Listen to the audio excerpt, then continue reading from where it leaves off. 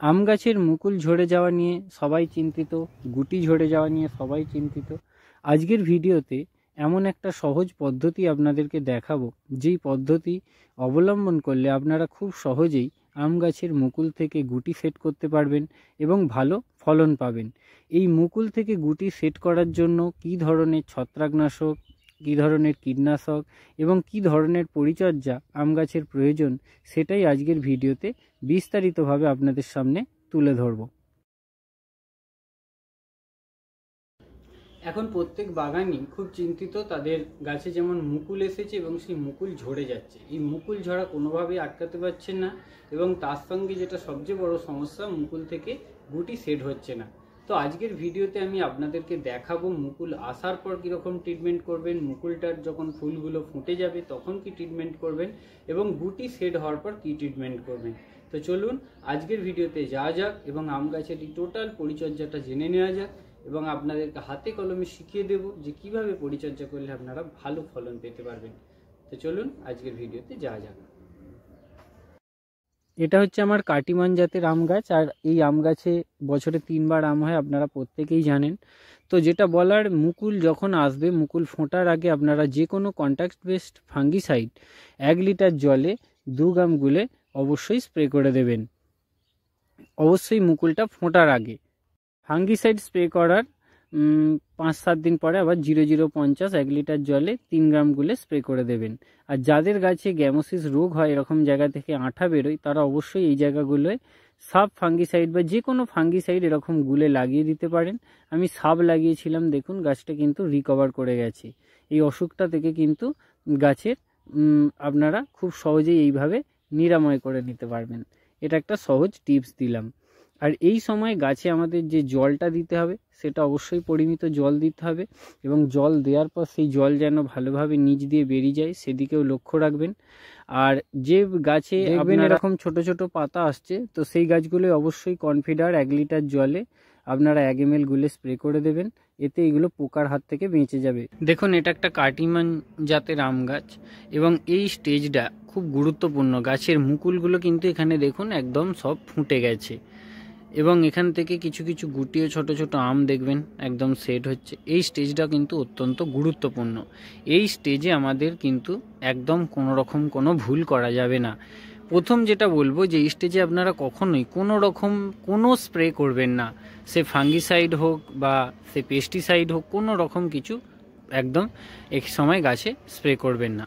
এর সঙ্গে টবের মাটিতে আপনারা কিন্তু কোনো রকম কোনো কিছু সার প্রয়োগ করবেন না। কেবল যেটা করবেন, টবের মাটির যে আর্দ্রতা, যে ময়েশ্চার, সেটা যেন ঠিকঠাক মেনটেন হয় এবং সেটা যেন ঠিকঠাক থাকে, এই জায়গাটা কিন্তু আমাদের মেনটেন করতে হবে। আর্দ্রতাটা যেমন ঠিকঠাক থাকে। আর্দ্রতা যদি গাছের টবের মাটি যদি শুকিয়ে যায়, সেক্ষেত্রে কিন্তু মুকুল ঝরে যেতে পারে, এটা একটা বড় সমস্যা হতে পারে। আবার ওভার ওয়াটারিং হলেও কিন্তু সেক্ষেত্রে মুকুল ঝরে যাবে। তো এই জায়গাটা আপনারা কিন্তু অবশ্যই দেখবেন, কেবল জল রেটটা যেন ঠিকঠাক থাকে। এই স্টেজে একটা জিনিস আপনারা করতে পারেন, যখন আপনার এলাকায় যদি দেখছেন 2-3 দিন ধরে খুব কুয়াশা হচ্ছে, তো সেক্ষেত্রে আপনারা কিন্তু জল স্প্রে করতে পারেন, কেবল একদম প্লেন জল, সেটা আপনারা স্প্রে করে সকালের দিকে গাছের পাতা এবং মুকুল এগুলো একটু ধুয়ে দিতে পারেন। এরপর মুকুল থেকে যখন দেখবেন গুটি সেট হওয়া শুরু হবে, অর্থাৎ এই যে গুটিগুলো দেখছেন, এই গুটিগুলো যখন একটু বড় হবে, ঠিক আছে, তখন আমাদের যেটা করতে হবে সেটা হচ্ছে, প্রথমেই আমরা কিন্তু যে কোনো একটা কন্ট্যাক্ট বেসড ফাঙ্গিসাইড, অ্যান্টাকোল হোক বা যে কোনো, আপনারা 1 লিটার জলে 1.5 গ্রাম বা 1 গ্রাম গুলে স্প্রে করে দেবেন। তার ঠিক 7 থেকে 10 দিন পরে আপনারা একটা যে কোনো সাইপারমেথ্রিন গ্রুপের, আমি এক্ষেত্রে কনফিডারটাই বলবো, 1 লিটার জলে 1 ml গুলে আপনারা স্প্রে করে দেবেন। আম গাছের ক্ষেত্রে কনফিডারটা খুব ভালো কাজ দেয়, এটা আমি দেখেছি। তো সেক্ষেত্রে আপনারা কনফিডারটা 1 লিটার জলে 1 ml গুলে কিন্তু স্প্রে করে দেবেন। এই দুটো স্প্রে করলেন, তার ঠিক আবার 10 দিন পরে এই গুটিটাকে আরও পোক্ত করার জন্য এবং গুটি ঝরার প্রবণতাটা কমানোর জন্য আপনারা NPK 0050 এটা স্প্রে করবেন। আর যদি এর সঙ্গে আপনাদের মাইক্রোনিউট্রিয়েন্ট দিতে পারেন, যে কোনো মাইক্রোনিউট্রিয়েন্ট আপনারা স্প্রে করতে পারেন। গাছের মাটিতেও, টবের মাটিতেও দেবেন। মাটিতে দিলে জাস্ট উপর থেকে আপনারা কিন্তু ছড়িয়ে দেবেন।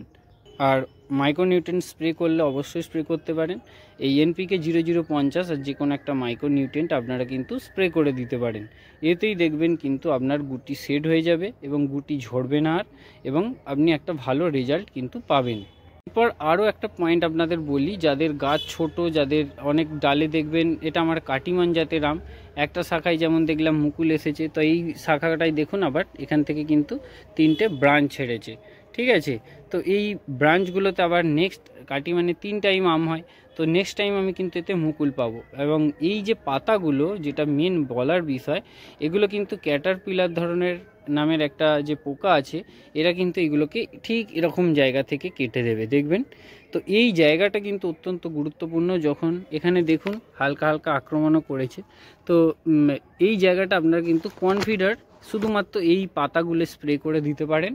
এতে কিন্তু এই পাতাগুলো সুরক্ষিত থাকবে এবং গাছের হেলথটা ঠিক থাকবে। 1 লিটার জলে 1 ml স্প্রে করবেন, তাতেই কিন্তু কাজ হবে। আর এই পাতাগুলো যখন একটু মানে সবুজ হয়ে যাবে, তখন কিন্তু আর এই ভয়টা থাকবে না, কিন্তু এই স্টেজে কিন্তু এই ভয়টা খুব থাকে, এই পোকাগুলোর খুব উপদ্রব করে, তাই এটা কিন্তু করবেন। আর একটা কথা বলতে হয়, যারা গাছ ছোট, এই সময়টা কিন্তু আপনারা গাছ প্রতিস্থাপন করে নিতে পারেন, টবকে রিপোর্টিং করে নিতে পারেন।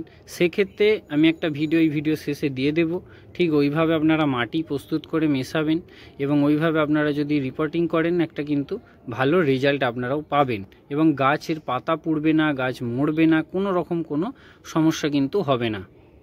তো ওই মাটিটার মধ্যে কেবলমাত্র আপনারা কম্পোস্ট, সামান্য শিংকুচি, পুরনো গোবর সার দিলে খুব ভালো হয়, সামান্য শিংকুচি, আর যত ইঞ্চি টব তত ইঞ্চি আপনারা এসওপি বা তত ইঞ্চি আপনারা সুপার ফসফেট ব্যবহার করবেন। সুপার ফসফেটটা গাছে কিন্তু নতুন যে শিকড় আনতে খুব সাহায্য করে। ব্যাস এই 3টে জিনিস আপনারা ব্যবহার করবেন, আর কিচ্ছু ব্যবহার করার দরকার নেই। আম গাছ বেশি খাবার পছন্দ করে না, মোটের ওপর বছরে 3 বার খাবার দেবেন 4 মাস অন্তর, আর দেখবেন গাছ কিন্তু ঠিকঠাকভাবে গ্রো করবে। গাছের জলটা ঠিক রাখবেন, আর তাহলেই কিন্তু দেখবেন খুব ভালো রেজাল্ট পাবেন।